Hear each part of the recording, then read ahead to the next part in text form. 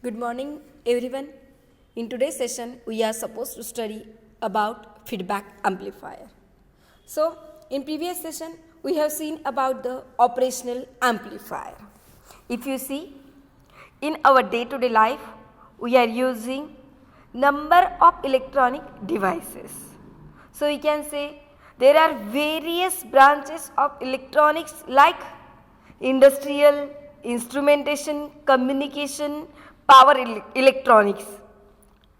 And if you see, all these electronic circuits are we are using in applications of these branches like amplifier, timer, various arithmetic circuits like we can use to do the arithmetic operations, addition, subtractions, multiplier, log, anti-log amplifier. So here we are supposed to see about the op-amp. So we are having one electronic device which can be used to construct all these electronic circuits. Like by using op-amp we can make instrumentation amplifier. By using op-amp we can make industrial electronic circuit. So we can say we are having a one electronic device which can be used to construct all these circuits, and here we are calling that operational amplifier or a op-amp. So when we are using the voltage amplifier, at that time we can make voltage amplifier by using a transistor which will uses many other components like that can be coupling capacitor, bypass capacitor, the resistor, or we can say the biasing resistor. So in order to get a higher voltage gain, we have to use more than such one op-amp. If we will require higher voltage gain, instead of one op-amp, we can use multiple op-amp together, and this will make the circuit bulky. So here, instead of making that circuit bulky, we can use one simple circuit that we are calling as an integrated circuit. So here, instead of using that bulky circuit in which we are supposed to use transistor, resistor, biasing, coupling capacitor, people started using the amplifier in a compact form. That form we are calling as a integrated circuit. So here we are saying we are supposed to use the op-amp. So op-amp is nothing but it is an amplifier which can be configured to perform variety of operations. By using op-amp, we can do amplification, addition, subtractions, differentiation, integration. As we are doing the lots of functions by using a op-amp, we can say that as a operational device. So when we are using the op-amp, we can say it is a basically multi-stage amplifier which will uses a number of amplifier stages that can be interconnected to each other. That can be interconnected to each other in a complicated manner. So in previous session already we have seen about the op-amp, its symbol, how it is looking like, the pin diagram configurations, the characteristics of op-amp, advantages of operational op-amp over a conventional amplifier. So what does mean by the conventional amplifier? If we are making the amplifier by using a transistor, resistor, biasing, coupling, bypass capacitor, at that time you will get the circuit that will be a bulky. That device we are calling as a conventional amplifier. But instead of that we are supposed to use a simple IC which can be used as a op-amp. So if we will talk about the advantages of op-amp over a conventional amplifier, we can say it will have smaller size. Its cost will be reduced. And as here the number of component we don't require, so we can say less power consumption will be done in a op-amp. It is easy to replace because here only we are using one IC. And by using a op-amp we can make number of electronic circuit, like we can make summing amplifier, subtractor, differentiator, power electronics, any circuit. So here now we can talk about the feedback amplifier. So these are the outlines of our today's session. In today's session we are supposed to see the general feedback structure as the name defined, and already we have talked about the feedback structure in our second or third unit, I think the second one.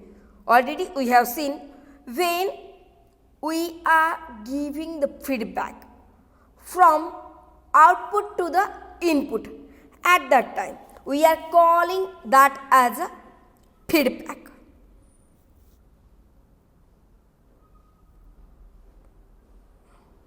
Say, when we are giving the feedback from output to the input, at that time we are supposed to see the feedback concept in a operational amplifier.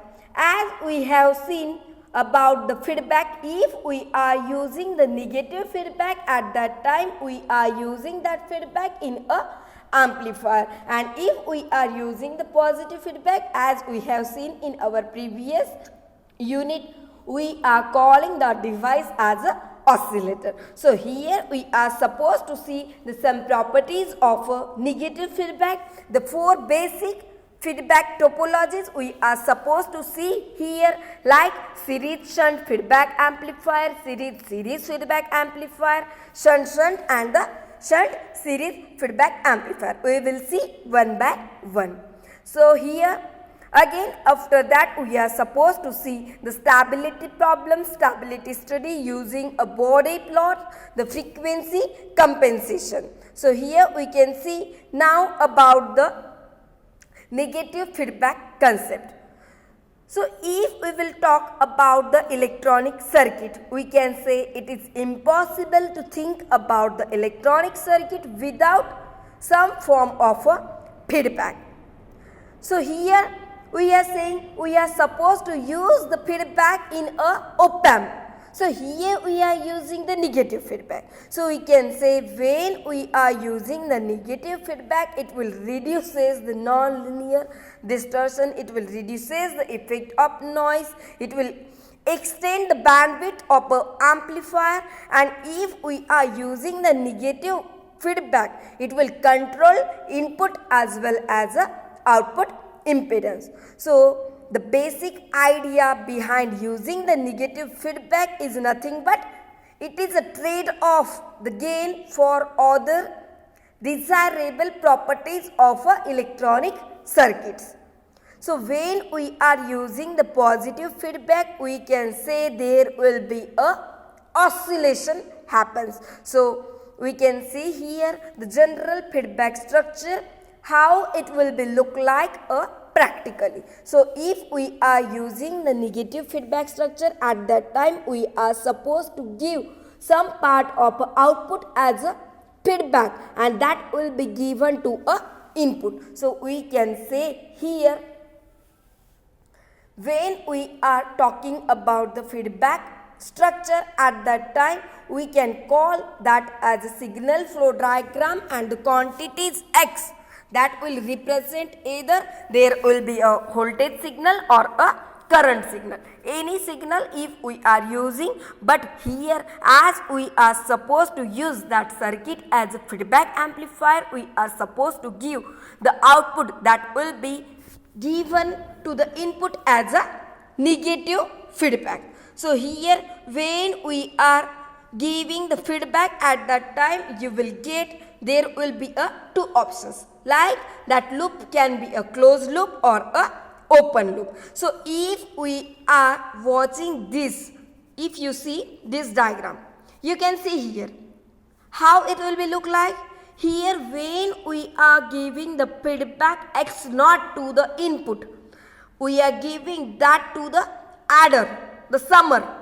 So here we can say that is nothing but a closed loop gain. So here we are aware about the gain. How you will calculate? That is nothing but that is the ratio of output with respect to a input. Here if we are talking about the voltage, you can take voltage gain. That will be the ratio of output voltage with respect to a input voltage. But here if we can see here, you are saying you will get the feedback factor that we are taking as a beta. So here you will get loop gain that will be equal to A beta, because if you calculate its loop gain, you will get output x naught upon input, that is the source input. So we are taking that as a xs. So you will get the gain of closed loop that will be equal to x naught upon xo upon xs. So we can calculate that as A upon 1 plus A beta. So here we are saying beta is nothing but a feedback factor and loop gain is a beta. So we can say you will get the amount of feedback that will be equal to a 1 plus A beta. So if we are talking about the negative feedback, at that time you will get here the some properties of the negative feedback. These are nothing but if we are using the negative feedback, at that time you will get reduction in a nonlinear distortion, their noise will get reduced, bandwidth will get extended, and if you will calculate its gain desensitivity, you will get DAF upon AF equal to 1 upon 1 plus A beta, because that is a constant into derivative of A. So dA upon A. Remaining we will see in the next class. Thank you.